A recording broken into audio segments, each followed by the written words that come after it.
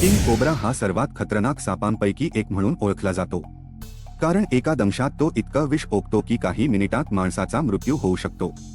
त्यामुळेच किंग कोब्राला इतर प्रजातीचे साप सुद्धा घाबरतात.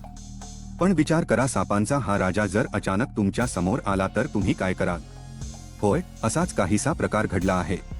एक किंग कोब्रा चक्क घरामधील पंख्यावर पीळ मारून बसला होता. तेवढ्यात तरुणानं पंख्याचं बटण दाबलं. पुढे काय घडलं हे आता तुम्हीच पहा. या व्हिडिओचा शेवट पाहून खरंच तुम्ही सुद्धा अवाक व्हाल. हा व्हिडिओ या ट्विटर अकाउंटवरून शेअर करण्यात आला आहे.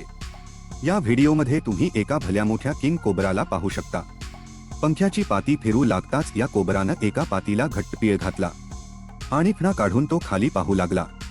मात्र या सापाला पाहताच तरुणानं पंख्याचं बटण बंद केलं. त्यामुळे हा साप शांत बसला. अन्यथा किंग कोब्रा हवेत उडी देखील मारतो, त्याप्रमाणे यानं देखील घरात इतरत्र उडी मारली असती.